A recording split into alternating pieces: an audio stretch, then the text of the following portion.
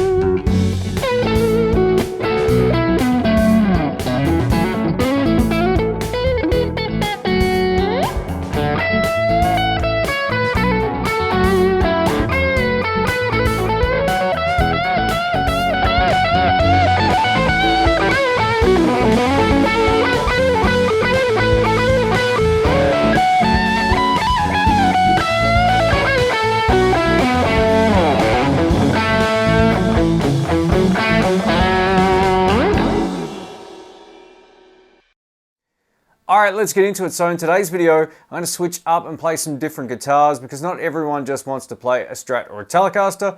You're going to hear this with some humbuckers as well. I'll give you my thoughts about it at the end. So we're going to start with this Kiesel. It's basically the Johnny Highland guitar. It's got 3 single coil pickups. This bridge pickup is a little bit more like a Tele. Now if we take a look at the amplifier, it's up at 5 on the volume, and this is how it sounds on neck pickup.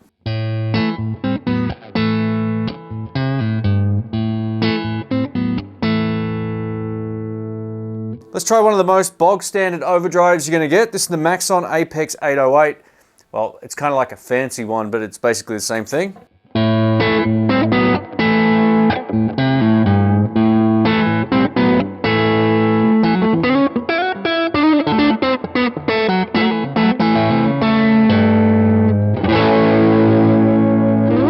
All right, over to the Royal Flush. This is the left side of the pedal to start with.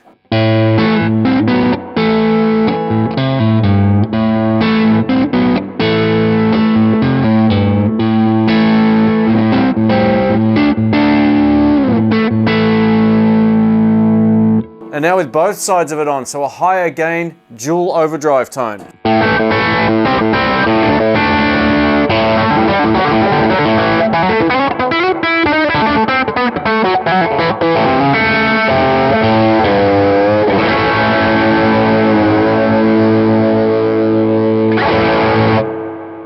All right, now the key is let's stack 2 separate pedals. So this will be the left side of the Royal Flush, and then the Maxon Apex 808.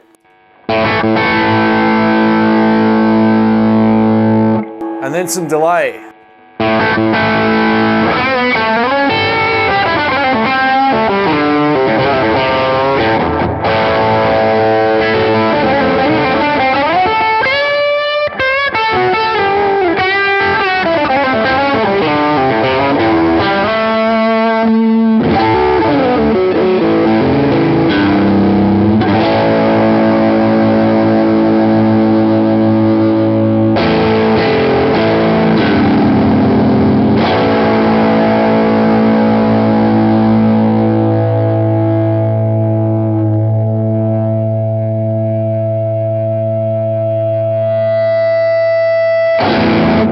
Yeah, almost getting some feedback there.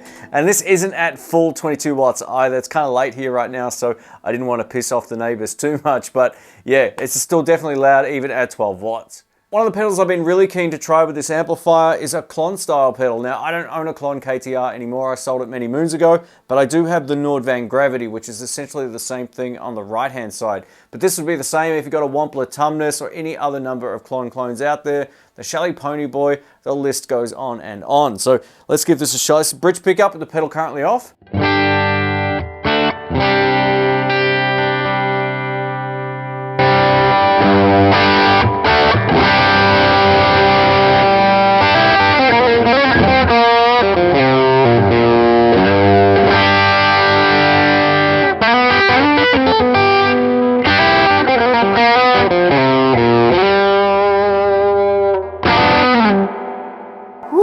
It's definitely got that bite like a Klon should have. Now, a lot of people don't like hearing the Klons on their own, but in the mix they sound great, and that's doing pretty much what it should be doing. It is just a little bit on the bright side, so like most pedals you run through a Tone Master amp, you may have to adjust the top end slightly, but this is how it sounds now.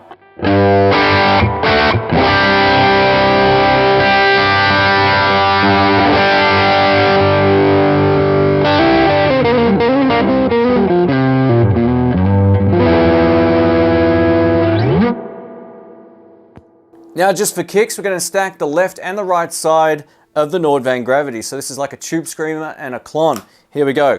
Tube Screamer side first.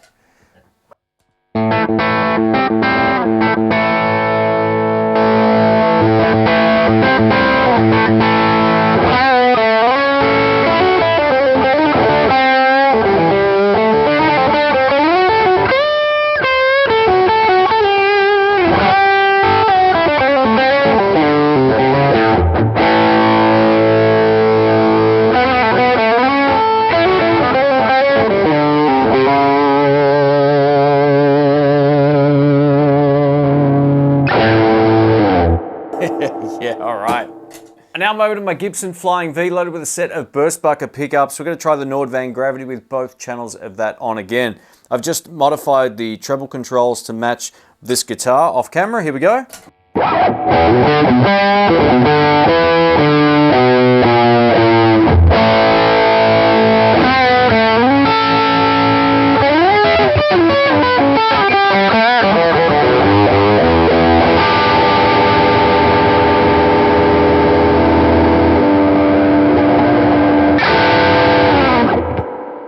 Love this guitar.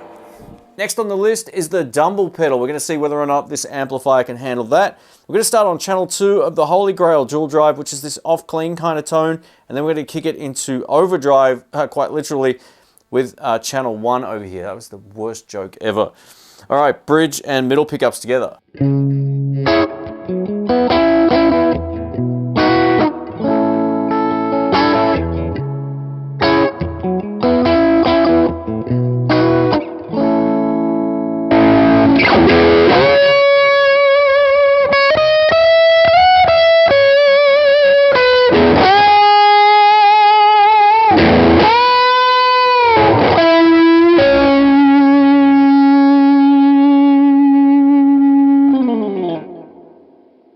There you go.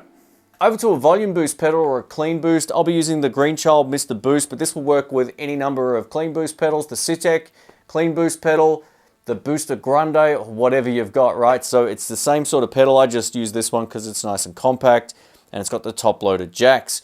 Now, there's a sort of trick to getting this to work the best. It works well into another overdrive pedal, but just as a straight up clean boost, it can sometimes sound a little bit sort of piercing on the top end.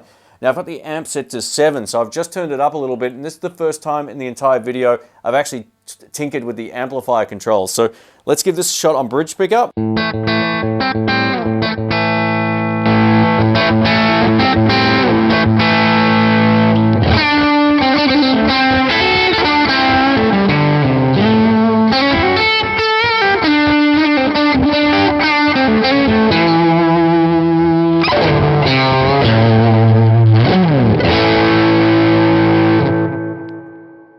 There's definitely some weird stuff going on with the clean boost. I'm not sure if that will come out on the recording, but I could hear some overtones that aren't normally associated with this pedal coming through this amp. Now, I've got to tell you, this Deluxe Reverb tends to take the clean boost better than my twin did, right? So if you've got a twin and you've ever tried to run that into the preamp of the amplifier, it can just doesn't really do this. So this amplifier does it a little bit better than the twin, but it's still doing some stuff on the top end that's just a little bit on the nasty side. Have a listen.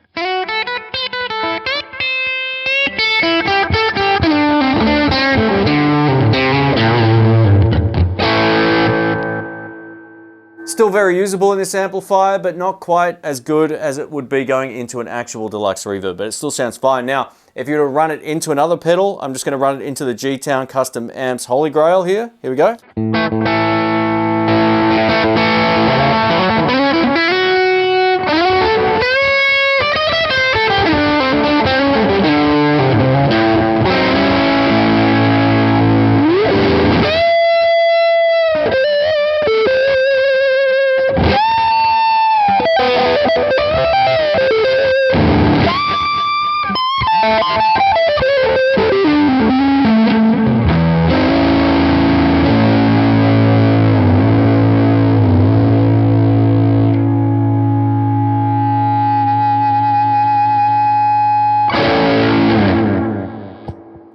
Thanks for watching, folks. I'm going to give you my thoughts about how this amplifier handles pedals, or at least the pedals in this video. So overall, I thought it did a really good job, but there's one thing to take into consideration. Anytime you're moving from, say, a valve or tube amp over to something like this, you're going to have to re-EQ your pedals just a hair, especially on the high end. The only pedal that didn't really work so great was the clean boost, but it works far better in the Deluxe Reverbs than it does in the twin, which I own. So that amp, you couldn't really just use the clean boost on its own. It didn't do anything nice. It just got clacky and weird. Now, I did hear some weird overtones. There was some weird sort of bass frequencies coming through that shouldn't really be there, but overall, running a clean boost into an overdrive or another pedal into this is going to get you some pretty good results, and everything got louder coming out of the amp, which is something that you want anytime you're running pedals into any amp. You want it to sound louder and fuller and more 3D. Now, if you're using distortion or fuzz, of course, you'll get different results, but most people, or at least the ones that watch my channel, will be using either a clean boost or an overdrive or a dual pedal or something like that. So this should give you a starter's guide to how this handles pedals. When it comes to using delays and modulation effects, it does a great job, but there's no dedicated effects loop even on the tube version of this amp, so you are getting a very good digital representation of that amp. But there is something different about a clean boost and when you start pushing louder volumes into the front end, but it still handles it pretty well. So a massive thanks to Sky Music for the loan of this. If you want to check it out, links will be below. Thanks again. Catch you soon. See ya.